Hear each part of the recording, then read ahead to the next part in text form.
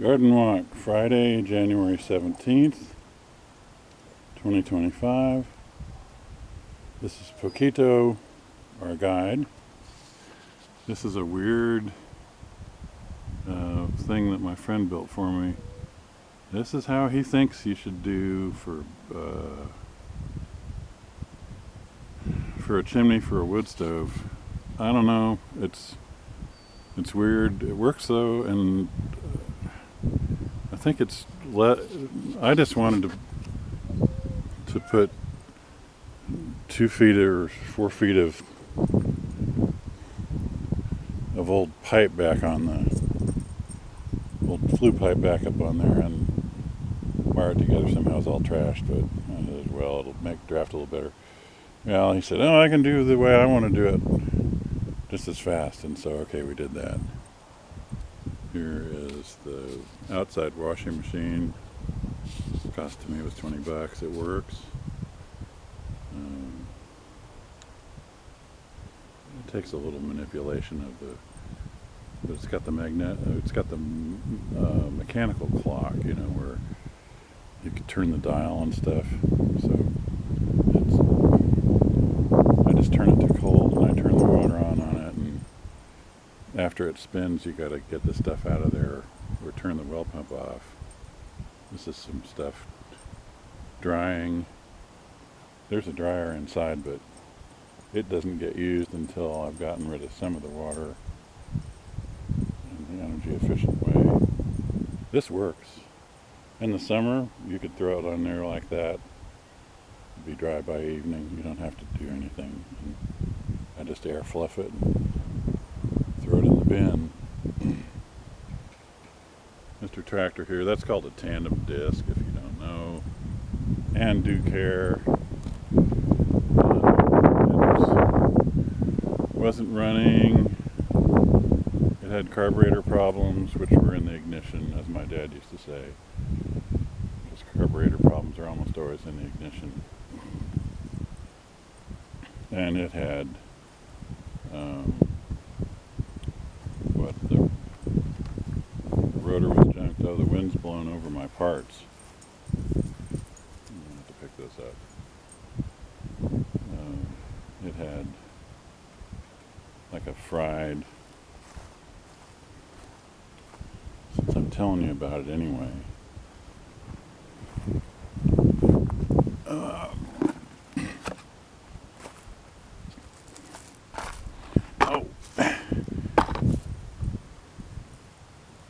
There's the new cab. There's the new points plate and the rotor. This thing was fried. One of the they've moved the ground down a long ways. There's some more parts there.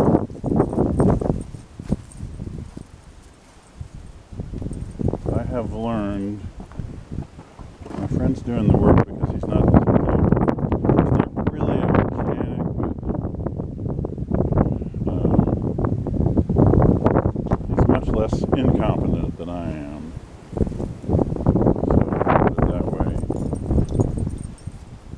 I kind of know how to do this because it's like a 47. This is the technology we had when I was a kid. And I thought I was going to be able to work on cars. And then they made everything electronic and stuff like that, and now nobody can work on them. And you can't even find a mechanic that wants to try. These succulents aren't going to get water because they're fixing to get the coldest night of the year. I'm going to sell these. Well, I got them on eBay, or if they're not on eBay, or if anybody wants them though, that Proton Mail account should be on. God knows when I'll read the mail, but and the same thing goes with my comments.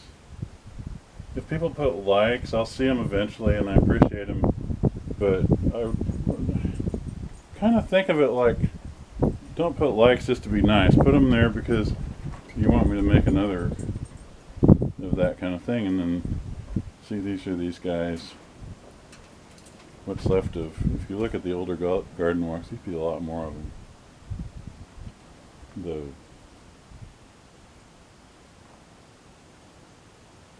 The years have not been good to the succulents around here. When I was 18, I had succulents all over the place, and any kind of the problems like I have here. Here's one of my friend's shoes that went through the washer and got put out here to dry, and he doesn't seem to think he needs them. Now here's a chrysanthemum that's pretty ambitious. The hoppers tore that thing up, but it's back. There's no water in this, or I should water this flat.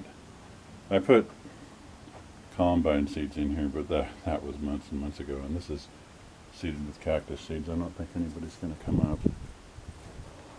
So we're out of here.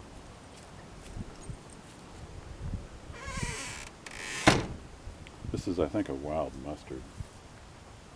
And in here, in this bunch of grass, you can see there's a naked lily. Somewhere back in this here, there's supposed to be some walking onions.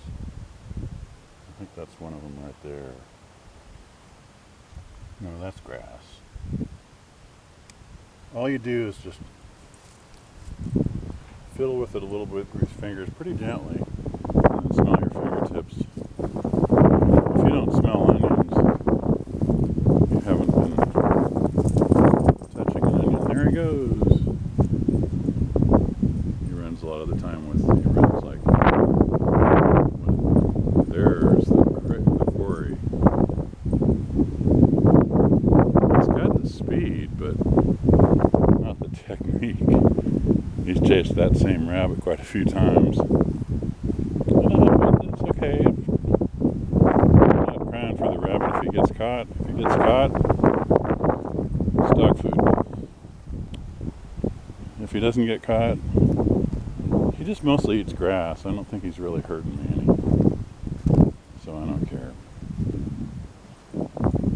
I guess, I mean, logically you would eat him. These are daikon radishes. They've already been beaten up by the frost once, but I got some pretty good mulch down here. You can see these leaves. I probably should take some of these leaves and just bury those things. I think it's getting down to like 17, and then there's Friday and I don't know what, I think Monday you get like your 20 degrees, and then it doesn't even warm up above like 29 or something, and then it freezes again, and that's just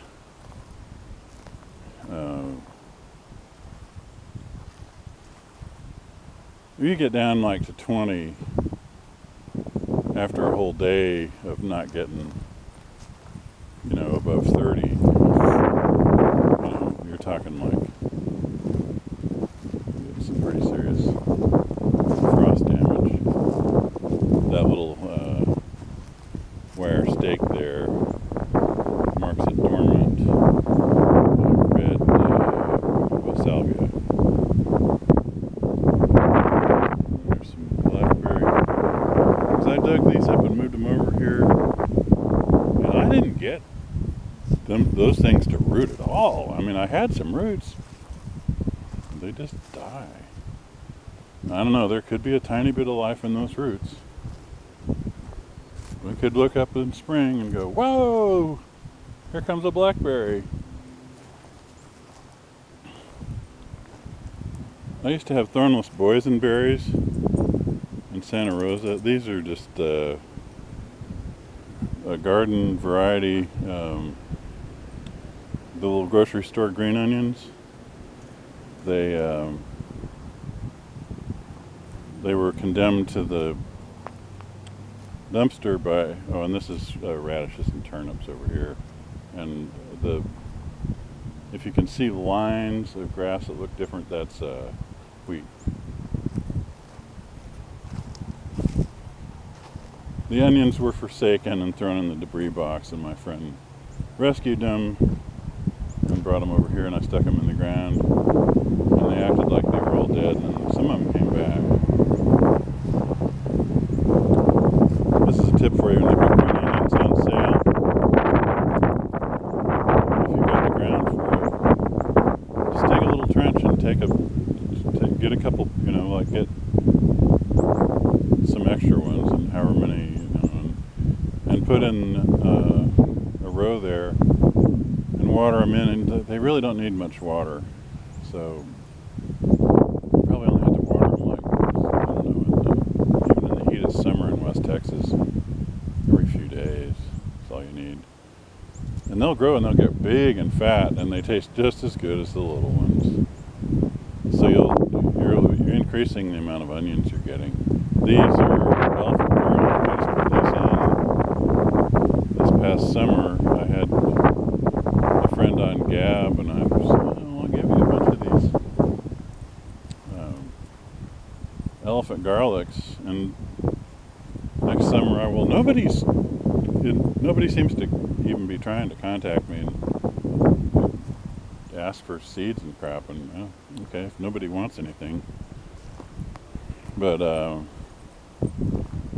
like occasionally put ads on eBay, and it's easy to pay it and take care of it, and so I could say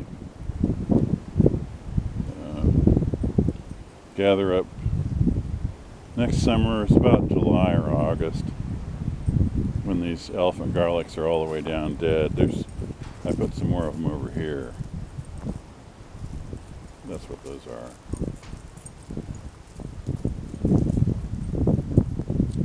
And then this is the mother of that cholla. This is a cane cholla.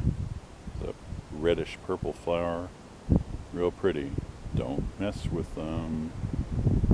See those spines that go in different directions? Now this is one of the cactus that plays fair. These aren't those fine hairy ones like a Peruvian old man. Those are nasty because you don't know. And then you get them and they get under your skin and you can't pull them out with tweezers because they're too damn small. This is just an old teapot from the thrift shop. And I've been told that birds will nest in them sometimes. But we'll see. I haven't seen that happen yet. But they did nest in it's actually a live trap for things like raccoons. But it was standing up on end, and this thing's like 3 feet high, and Mr. and Mrs. Bird decided to make a nest there. What are we looking at, P? I don't think he knows. I'm still I gotta put a wire to one of these trees to pull this fence up. That's just, I don't like when they're falling down. And you can see there's a lot of firewood over there I could cut. These are fire starters right here.